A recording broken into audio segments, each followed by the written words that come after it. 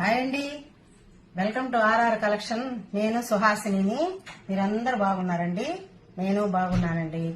ఇప్పుడు మీకు బూడిద గుమ్మడికాయతో హల్వా చేయటం ఎలాగో చూపిస్తానండి.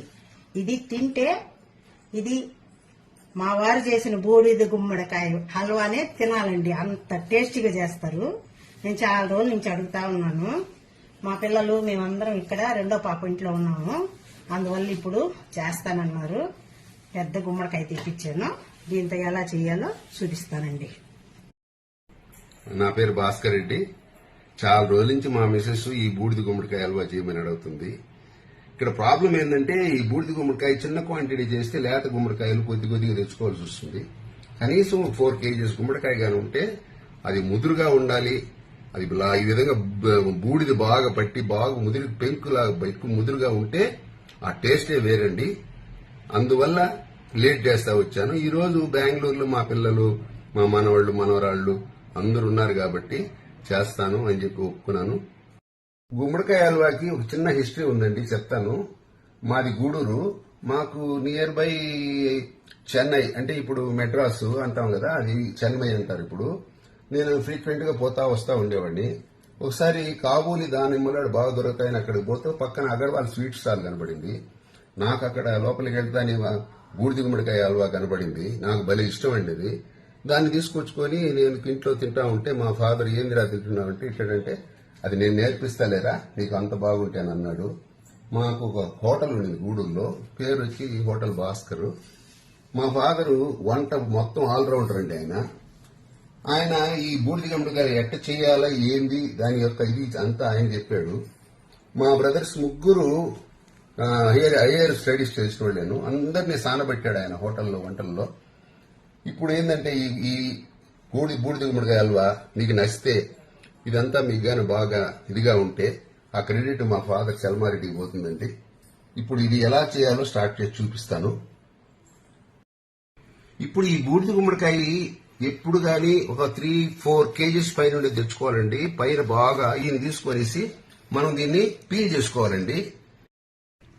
ఇదంతా పీల్ చేసుకోవాలండి. మనము పైన ఈ వైట్ లేయర్ ఉంది కదా, అదంతా మనము పీల్ చేసుకునేయాలి. చూడండి, ఈ విధంగా మొత్తం పీల్ చేసేసేయాలండి. గ్రీనిష్ అంతా పీల్ చేసేస్తే ఆ గ్రీనిష్ అనేది ఉండకూడదు. ఈ విధంగా చూడండి, నీట్ గా క్లీన్ అయిపోయింది. దీనిలో ఇదంతా తీసేసిన తర్వాత మీకు ఒక ఇంపార్టెంట్ విషయం చెప్తాను చూడండి. ఈ ప్రాసెస్ చేసేటప్పుడు ముందు హ్యాండ్స్ శుద్ధంగా కడుక్కోవాలండి. 2 హ్యాండ్స్ మొత్తం హ్యాండ్స్ తోనే చేసేది. ఇది గ్లౌజ్ చేసుకుంటే జారిపోతుంది. అందుకని ఏంటంటే ఈ హ్యాండ్స్ నీట్ గా కడుక్కోవాలి. ఇదంతా పీల్ చేసిన తర్వాత నిలువుగా ఇట్ట పీసులు కోసుకోవాలి. ముక్కలు నిలువుగా ఇటు ముక్కలు పీసెస్ కట్ చేసుకొని కోసుకోవాలి. దీన్ని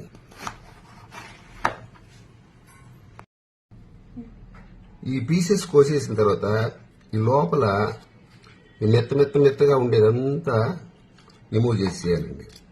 ఇవన్నీ పక్కన బారేయాలి.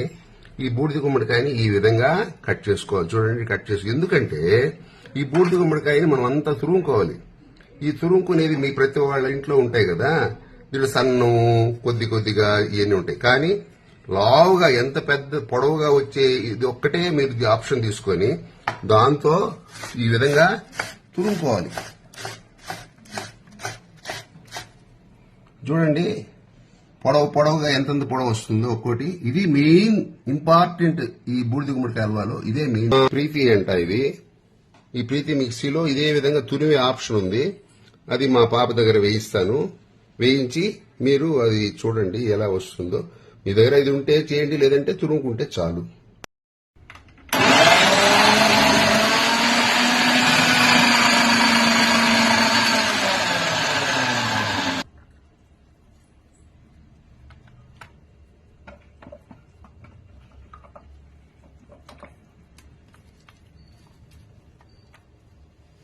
ఇవి ఎంత సేమియాలుగా పెద్దగా వచ్చాయి, ఎంత లెంగ్తీగా వచ్చినాయి చూడండి. మెయిన్ ఇంపార్టెంట్ ఏంటంటే ఈ తురుముకున్నప్పుడు ఇవి బాగా లెంగ్తీగా రావాలి. ఈ విధంగా లెంగ్తీగా రావాలా. నేను చాలా స్వీట్ షాపులకు పోయాను.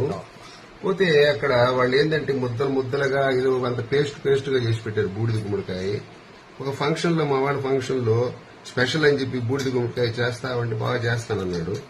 తీరా చేస్తానంటే వాడు దాన్ని గందరగోళం చేసి పెట్టాడు. అప్పుడు అనిపించింది ఈ బూడిద గుమ్మడికాయ హల్వా మా ఫాదర్ చెప్పినట్టే దీనికి ఆ అగర్వాలాకి ఈక్వల్ గా బాగుంది అని అనుకుని నేను ఇంట్లో చేస్తా వచ్చాను. ఇప్పుడు గ్యాస్ స్టవ్ ఆన్ చేస్తున్నానండి. చేసి ఈ తురుముకున్న ఈ బూడిద గుమ్మడికాయ దీన్ని పొయ్యి మీద పెట్టుకొని సన్న ఫ్లేమ్ లో బాగా ఉడకనిస్తామండి. చూడండి ఎంత బాగా ఉడికిపోయిందో. ఇది ఒకరు చూడండి మెత్తగా ఉడికిపోయింది. ఉడికిపోయిన తర్వాత దీన్ని ఏం చేయాలంటే ఒక బౌల్లో వంచుకునేయాలి. ఒక వడగట్టే దాంట్లో పెట్టుకుని నీళ్ళంతా ఉంచేసి ఆరబెట్టుకోవాలి. ఇలాంటి మెష్ దాంట్లో పెట్టేసేసి దాంట్లో పోసేయాలి అంతా.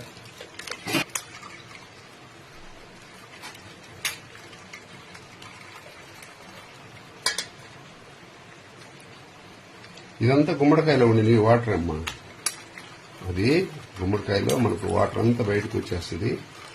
ఓన్లీ ఆ కండ ఈ ఉడకబెట్టక ముందు మనం తురిగినప్పుడు వాటర్ వస్తుంది కదమ్మా, అది ఒక మనం గ్లాసెస్ తీసి పెట్టుకునేసేసి పిల్లలకి వాళ్ళకి చక్కెర వేసి లేదా డైరెక్ట్ తాగిచ్చేస్తే ఆ పచ్చిది అంటే బాయిల్ చేసింది కాదు తాగితే అది బీపీకి మంచిది అంటున్నారు. తర్వాత వచ్చి బాడీలో ఫ్యాట్ అంతా బాగా రెడ్యూస్ చేస్తుంది అంటున్నారు. ఇది చాలా మంచిదండి. అట్లా వాడుకోవచ్చు వేస్ట్ కాకుండా. వాటర్ కడుపులో ఆల్సర్ లాంటిది ఏదైనా ఉన్నా, పుండు ఉన్నా, లేదంటే ముఖ్యం లేరు ఏదైనా లైట్ గా రప్చర్ అయి ఉన్నా ఒక 10 రోజులు కంటిన్యూస్ గా తాగితే అది కూడా హీల్ అవుతుందని చెప్పి అంటున్నారు. వడగా పిండి మా పాప దగ్గర ఉంది. ఇది వేసుకునేసి చూడండి ఈ విధంగా దానిలో ఉండే వాటర్ రిమైనింగ్ వాటర్ ని కూడా మనము పిండియాలి. చూడండి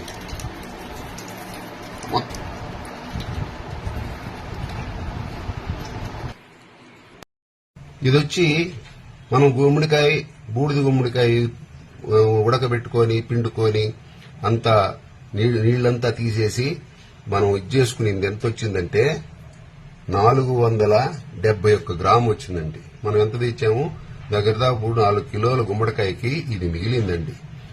రిమైనింగ్ అంతా వాటరు గింజలు అంతా పోయింది.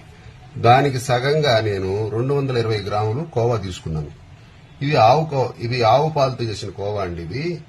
ఇది కాళాస్తిలో బాగుంటుందని చెప్పి నేను కాళాస్తిని తెప్పించాను. మామూలుగా స్వీట్ షాపుల్లో అడిగితే పచ్చి కోవా అంటే ఇస్తారు.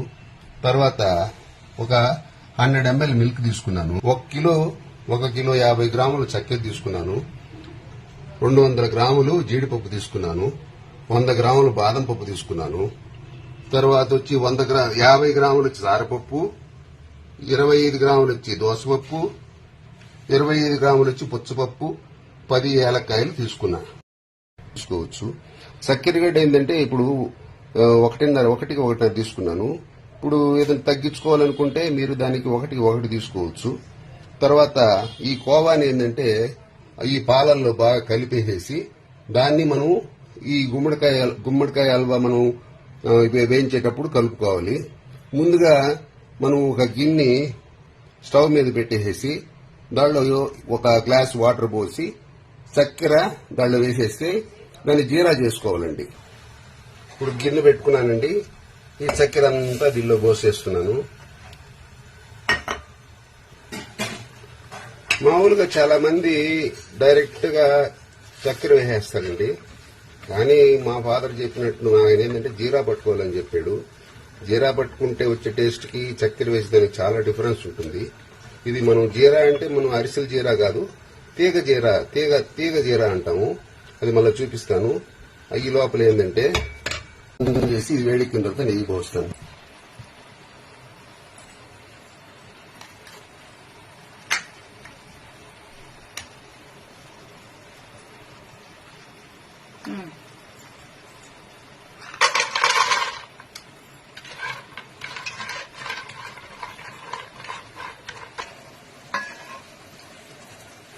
కానీ ఇవన్నీ కలిసి వేయించుకునేస్తాం.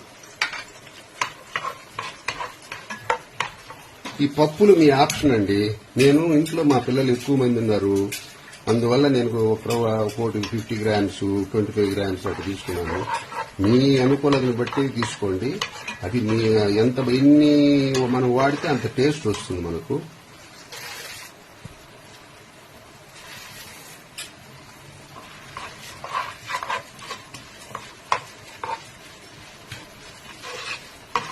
ఇప్పుడు ఇది సారపప్పు, పుచ్చగింజలు, దోస గింజలు ఈ 3 మనం వేయించుకుంటాం. ఎందుకంటే వాళ్ళు లైట్ గా ఈ ఏలకలు మాత్రం ఏంటంటే కచ్చా పచ్చగా దంచుకోవాలండి. కొంతమంది పొడి చేస్తారు, అటు చేయకూడదండి.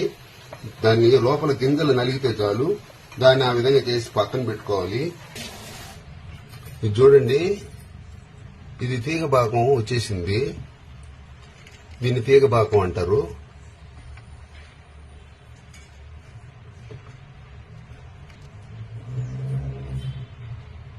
స్టవ్ ఆపేసానండి. ఇప్పుడు పొయ్యి మీద నాన్ స్టిక్ కళాయి పెట్టుకున్నానండి. కొద్దిగా పెద్ద సైజు పెట్టుకోవాలి. దానిలో నెయ్యి ఒక 100 గ్రామ్స్ 150 గ్రామ్స్ వేసేయాలి.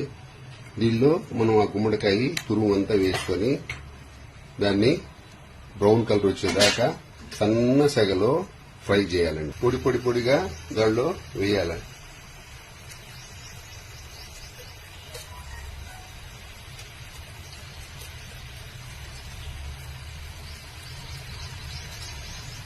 ఇది సన్న సెగలో చేయాలండి. ఇదంతా ఇది లేట్ ప్రాసెస్ అని చెప్పి ఊరు దీన్ని పెట్టుకోరండి. షాపులో కూడా ఏదో 1.5 దెబ్బ చేసేస్తారు.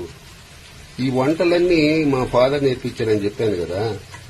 నాకు 3 ఆడపిల్లలండి. మా 3 ఆడపిల్లకాయల్లో పెళ్లిళ్ళు అయిపోయిన తర్వాత మా మిసెస్ ఖాళీగా ఉందని ఆమెకి మా చిన్నప్పటి నుంచి చీరలంటే చాలా వాటి గురించి డీటెయిల్ గా అన్ని తెలుసు. వాళ్ళకి మంచి ఎక్స్పర్ట్ చీరల్లో. ఆ చుట్టుపక్కల వాళ్ళందరూ ఈమెనే తీసుకుపోయేవాళ్ళు. అందువల్ల నన్ను సలహా అడిగితే ఏదో చీర వ్యాపారం చేసుకోమనింది. అప్పుడు మా పాప 3వ పాపతో కలిసి ఆర్ఆర్ కలెక్షన్ ఆర్ఆర్ ఛానల్ అని పెట్టారు. నన్ను పేరు అడిగితే అమ్మవారి పేరు వచ్చేటట్టు పెట్టమని అడిగింది మా missus. Rajarajeshwari channel short cut లో ఆర్ఆర్ ఛానల్ అని పెట్టమన్నాను. చేసుకుంటా ఉన్నాం మేము. సడన్ గా ఆఫ్టర్ 1 ఇయర్ మా పెద్ద పాప చనిపోయిందండి. డిప్రెషన్ లోకి వెళ్ళిపోయినాం మేము. తర్వాత 1 ఇయర్ దేనిలో మేము పార్టిసిపేట్ చేయలేదు. 1 ఇయర్ తర్వాత ఈమె ఎట్టయినా మళ్ళా దీనిలోకి తీసుకురావాలని చెప్పి నేనేందంటే ఆమెని మళ్ళా రీస్టార్ట్ చేయమన్నాను. అప్పుడు మళ్ళా మొదలుపెట్టింది. మొదలుపెట్టిన తర్వాత ఆమె ఒకరోజు ఒక వంట పెట్టింది. అది అందరూ దాన్ని లైక్ చేశారు. అప్పుడు నేను గుర్తు చేశాను. మా మదర్ 1980లో చనిపోతే మా హోటల్ ఆపేసామండి. హోటల్ ఆపేసిన తర్వాత ఆయన ఏం చేశాడు, ఖాళీగా ఉండలేక మా మిసెస్ కి వంటలన్నీ నేర్పించున్నాడండి. ఆ ఎక్స్పీరియన్స్ ఇంక బాగుంది. అందువల్ల నేనేం చెప్పానంటే ఈ డిప్రెషన్ లోంచి బయటకు వస్తుంది అనే ఉద్దేశంతో వంటలు స్టార్ట్ చేయమన్నాను. ఆమె స్టార్ట్ చేసింది.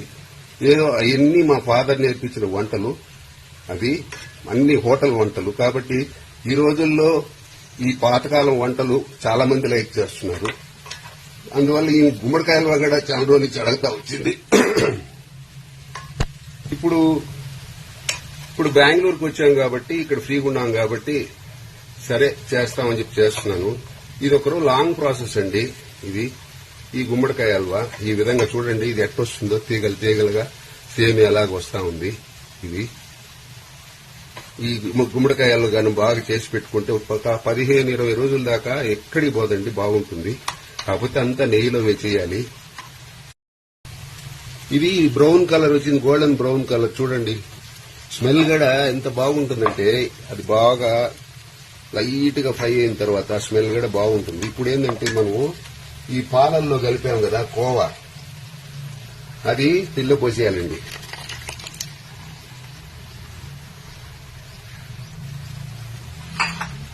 పోసేసి దాన్ని లైట్ గా దాంట్లో కలిపియాలి. ఈ నిమ్మరసం కొద్దిగా బౌల్లో కలుపుకున్నానండి. ఈ పాకంలో పోస్తున్నాను. పాకంలో పోస్తే అదేంటంటే గడ్డ కట్టకుండా మనకు లిక్విడ్ గా ఉంటుంది. దీన్ని దీనిలో ఈ నాన్ స్టిక్ ప్యాన్ లో పోసుకోవాలి. ఇప్పుడు ఒకరో బాగా గట్టి పడిపోయింది ఇది. ఇప్పుడు దీనిలో పప్పులన్నీ వేసేసుకుంటామండి.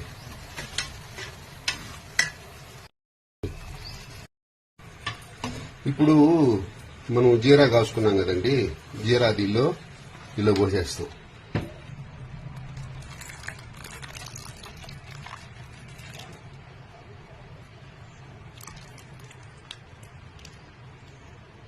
దీని సన్న సెగలో మనం పెట్టేసేస్తే ఆ లోపల ఉండే తురుము గుమ్మడికాయ తురుము అంతా స్వీట్నెస్ లాక్కుంటాయి. ఇదంతా ఈ రెసిపీకి మంచి టేస్ట్ ఇస్తాయండి. సన్న సెగలో ఎట్నే ఉంచేయాలి. ఒక 5 మినిట్స్. ఒక స్క్వేర్ బౌల్ తీసుకున్నామండి, దానిలో ఒకరో నెయ్యి వేసేసి దాన్ని అంతా అప్లై చేస్తామండి. ఇప్పుడు మా వారు చేసిన గుమ్మడికాయ హల్వా అందరికీ నచ్చుతుందండి ఖచ్చితంగా. అంటే నేను టేస్ట్ చేసున్నాను కాబట్టి నాకు తెలుసు. ఈ విధంగా గుల్లలుగా ఎక్కడా రాదండి. అంటే ఇప్పుడు మనం కోవా వేసాం కదా, దానివల్ల పాలు కొద్దిగా కదా పోసాము మనం. ఆ పాల వల్ల ఈ కోవా వల్ల ఇది భలే టేస్టీగా భలే ఉంటుందండి. మేమైతే ఇట్లా పెద్ద పెద్ద ట్రేలకి చేసుకొని ఫ్రిడ్జ్ లో పెట్టేసుకుంటామండి. పిల్లలందరూ సమ్మర్ హాలిడేస్కి వచ్చినప్పుడు చేస్తాము. నేను వింటర్లోనే చేయమన్నానండి. నేనేమంటే అది భలే నిమ్ము చేస్తుందని, వద్దు సమ్మర్లో పిల్లలు అందరం ఒక్క దగ్గర ఉన్నప్పుడు హాలిడేస్లో అప్పుడు చేస్తాను అని చెప్పానని ఇప్పటికి చేశారు. చాలా బాగా వచ్చింది. మీరందరూ ఇది తప్పకుండా ట్రై చేయండి. మా మామలు చూడండి కాస్త ఉన్నారు, ఎప్పుడెప్పుడు పెడతానా అని వాళ్ళ కోసం తీస్తా ఉన్నాను. మీకు కనుక ఇది నచ్చుంటే లైక్ చేయండి, షేర్ చేయండి, సబ్స్క్రైబ్ చేయండి. మీరందరూ తప్పకుండా ట్రై చేయండి. ఇది మీరు వీడియో చూసేటప్పుడు ఫుల్ స్క్రీన్ లో చూడండి, చాలా నీట్ గా బాగా కనపడుతుంది. అంటే మీకు అందరికి బాగా నీట్ గా కనపడుతుందో లేదో కోవా చూడండి, గుల్లలుగా ఎంత చక్కగా ఎంత బాగుందో, భలే టేస్టీగా ఉంటుందండి. ఇది స్వీట్ షాపుల్లో ఈ కోవా అంటే చక్కెర లేకుండా పచ్చి కోవా అమ్ముతారు. అది తెచ్చుకొని చేసుకోవచ్చు, లేదా ఇంట్లో అయినా ప్రిపేర్ చేసుకొని మీరు తయారు చేసుకోవచ్చు అండి. చాలా బాగుంటుంది. బాయ్ అండి. నెక్స్ట్ ఇంకో మంచి వీడియోతో మళ్ళీ కలుస్తాను.